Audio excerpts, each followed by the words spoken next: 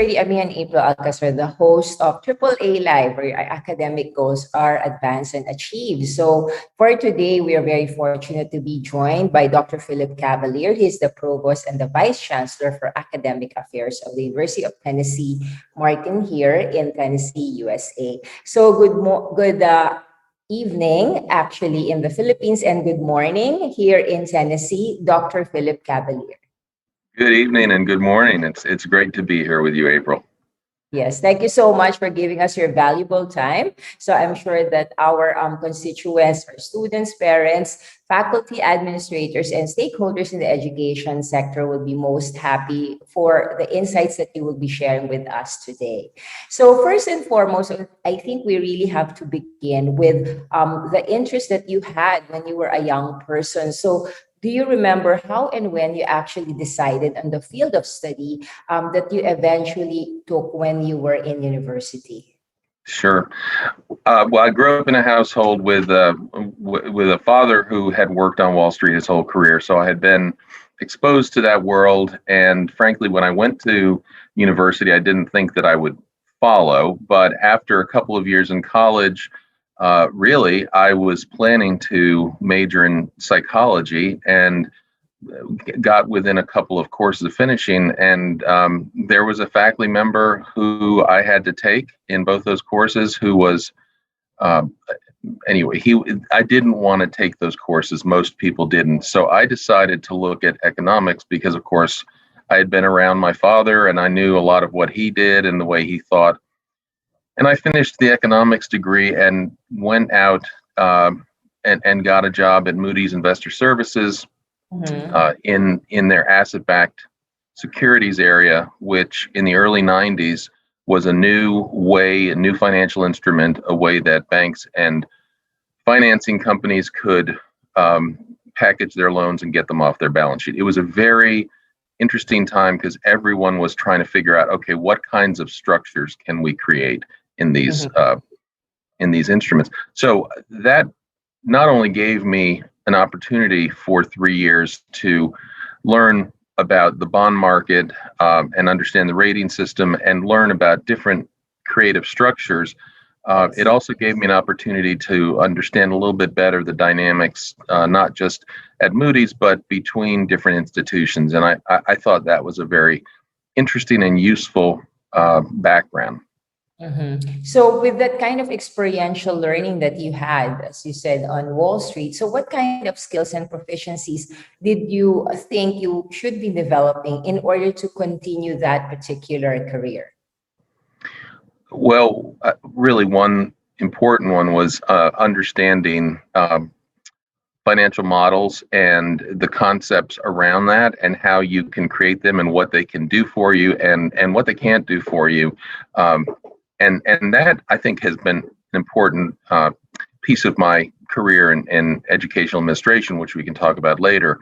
I think in a broader way, economics and my work on Wall Street helped me really understand a lot about inputs and outputs. You know, if you do X on the front end, what are the things that you're going to wind up getting on the back end? And those things, I think, also, understanding systems were crucial, but also really understanding the dynamics and the politics of an organization. I observed some really interesting things within my area and across the different areas, and the way that the managing directors tried to position themselves and the things that they did, and the way that people trying to rise into those positions behaved. And so I think it was a broad education, not just in business. And it really wasn't about business. It was about financial markets. And that led, of course, to talking with corporations and banks and things, but also understanding how people interact in an organization that in that case was extremely competitive. Yes. So do you remember exactly if there was an event, occurrence, or time when and if you decided to make a shift in your career trajectory, as you mentioned, to the academic community? So I'd gotten to the point in my career where I was looking at moving to some investment banks and had um, gotten far into some job searches, and I paused and wasn't sure that that's really what I wanted to do for the rest of my life. Mhm. What I found is that a lot of the work that people did in order to succeed was simply to be in the office till very late at night, whether they had work or not. Just FaceTime so that their boss could see them, and at the end of the year they'd get a big bonus. That was not an appealing prospect to me for the rest of my life. A lot of that had to do with the education I had, because where I had Mhm. gone to school, that wasn't what they thought graduates should do. They thought that graduates should, in some way, engage with the world and improve things where they could. Wall Street didn't seem like the place to do that. Also, I knew that I was, after 3 years, just at the point where I was starting to make enough money that I would make an investment of some kind that would have created a lot of difficulty in trying to move to something else, like buying a condo or something like that, a house. So I realized that what I loved to do in college and had taken a lot of courses in this was to read literature and think about literature and the things around literature. And I decided to apply to master's programs in English literature. Since I hadn't gotten an English degree, I Yes. felt like I needed to do that before my PhD. But really, there was a day when I was sitting in my apartment and I was reading a particular text, and I thought, this is what I want to do for the rest of my life, and work on this. Mhm. Okay, so since it was a shift into the academic community, so what sort of preparations did you think you needed to do in order to develop again those skill sets or competencies that would eventually guide you to your current position in educational administration? Well, at that point in time, what I realized was that my time at university had really prepared me to be able to make shifts into different fields of study without having to rethink or relearn different ways of thinking. Now, I couldn't have just jumped into med school, but Yes, across most of the definitely. across Mhm. most of the humanities and social sciences, I had a broad enough education that I could move into those graduate programs. At the time I went to graduate school, I was really thinking that I would spend the rest of my life as a faculty member somewhere if I was fortunate enough to get a job, because it's, of course, extremely competitive. But I think a lot of what I did was to become more broadly educated in my area, but also across other areas, not as an expert, but as a layperson. I didn't just read Renaissance literature or just read 19th century literature. I was fascinated at one point with books about engineering and how engineers think. Very interested in history, Soviet history in particular.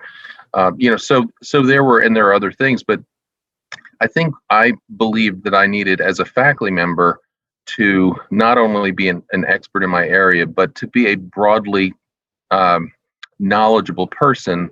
And the idea of, this may sound strange, but kind of a public intellectual, which I knew was not likely to be the case. But what would that person be like? Yes, And it wouldn't be someone who could just talk about Renaissance literature, though of yes. course could do that if needed, but someone who could talk about big issues, big ideas that cut across lots of disciplines. Yes. So when you talk about, in a way, a kind of existential crisis, as it were, like moving towards a direction of what you mentioned about becoming a public intellectual. So how did that actually inform you eventually about your role and responsibility in the field of administering an educational institution? I think one of the effects of that is that I came to have a much greater, not just respect, that sounds as if I was had no respect, but I understood more about more of the faculty that I worked with as a provost. Mhm. Instead of coming to this job as someone who only knew English literature, Renaissance literature, American literature, I felt like I had some understanding of how faculty in other disciplines thought and was really interested in that. But I think all of those experiences helped me to understand a lot about how you have to interact with people to help them move forward. One of the things about this job is, people say, oh, well, you're the boss of the faculty. No, I'm not. There's not a faculty member on this campus who thinks I'm their boss. So anything that I think we need to do requires me to convince people that that's the right way to go and to persuade people. And I think all of the things that I saw in grad school, and to a certain extent what I saw when I was working at Moody's, gave me a pretty good understanding of how you can try to convince people to move forward, and also the kinds of things that don't work. Standing up in front of a group of people and saying, we're going to do this. You might accomplish something in the near term, but long term, that's probably the only thing you're going to accomplish. So I think all those things were very important, and I didn't understand that I was learning them really along the way, because again, I thought I was going to be a faculty member, but those have really helped me. And I guess the other thing is, in terms of understanding budgets and finance for higher education, that has been a really important piece of my background, because I can sit in a room with a CFO and understand the finances and the budget. I may not understand the accounting to them, all the details of it, but if someone puts in front of me all of the budget information, I can absorb that and be able to respond to it and ask questions about it. That's not something that a lot of people can do. That's been my experience. So I think that experience at Moody's really helped in that way. Yes. So in terms of like manpower training and development, because it's often the case that there are many educators who are specialists in their fields of study, and then they are actually promoted to levels of administration.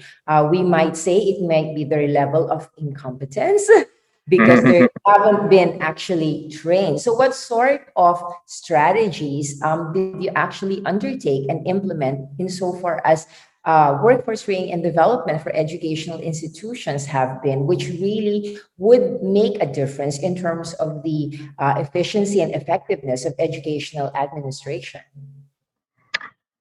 Well, I think the biggest piece there is helping people who I think have potential to become leaders or move into senior positions to see parts of the institution that are not academic affairs. So obviously I'm working with people who might become chief academic officers. Yes. And it's important to think through a lot of those things. Please don't get me wrong about that. But at a university, sometimes all you know is, as you were just pointing out, a narrow part of academic affairs. But I think it's really important as you move up to have an understanding of the budget and the finances, to understand how the fundraisers think and work, and what process they use to try and cultivate donors. Student affairs is so important, I think, for rising senior leaders to understand what happens in student affairs. There's often a real kind of a tension between student affairs and academic affairs. At my first institution where I was provost, I oversaw academic affairs, but the dean of students and the director of athletics reported to me. And that was the most valuable experience I had, because I understood the particular challenges that each of those faced, and also was able to kind of drive the conversation towards working together rather than being in silos. So I think that kind of broad exposure is really important, so that when someone gets to those positions, they are thinking institutionally, not just in terms of their division. See, so I think more than the management, as you've mentioned, administration is the management of resources, but you also mentioned about leadership. So beyond also the skill set for management, how then did you think about leadership training for educators so that the institution will actually progress and develop through educational leadership? Well, what I've tried to communicate with the folks I've worked with, whether it's assistant deans or associate provosts, whatever the case may be, is that if you want to move an institution forward, um, having a default behavior of nothing is possible, or no, we've tried that, or no, is probably not moving anything anywhere. I try to preach is probably too strong, but I really try to reinforce the idea that the role of a senior administrator is to try and figure out creative ways to accomplish things, and to take someone's idea, faculty member's idea, and make it happen. Now, there are some crazy ideas that come up too, and you have to be able to discern which are crazy and which really might help the institution. I think that sounds like a fairly simple thing, but it's amazing how many people fall back on, no, we can't do that. And sometimes it's because of budgets. They look at a budget and they say, there is no budget line to do this. Well, of course not. A new idea is typically not going to have that. But the question is, how can you be creative in finding ways to cobble together from different budget lines the resources initially to do something? If you can't think like that, then I think what happens is ideas stop coming forward because faculty members or others stop believing that anything can happen. And then I think you're really in a stagnant position, and things have just kind of screeched to a halt. Yes. So coming full circle, being now in a senior administrative position, looking back into what your life was from being a university student and then the metamorphosis from educator to administrator, what sort of advice could you actually give to our young people? Because as you said, even those questions of existential crisis, whether it's about your decision of what field of study or eventually what sort of career you will take, what kind of guidepost can you give to young people in order for them to at least have a sense of knowing the direction that they may eventually take, despite the fact that there really is no master plan for Right. what your life might eventually be? I think the first thing is, don't decide at 17 what your life is going to be and hold on to that as if you can't change that. There are very few times that an 18-year-old really anticipates a career that he or she will pursue for the rest of their lives. I always talk about when I was in college, there was no such thing as a graphic designer. There was for computers, there were no social media.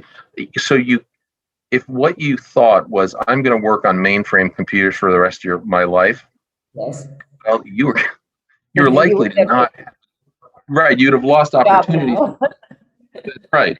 So I think that's first. I think second, I would encourage students to explore as many different things as possible. And I always talk about international opportunities. And of course, I know you've had a lot. You're in the middle of one right now. I have been fortunate to have a few.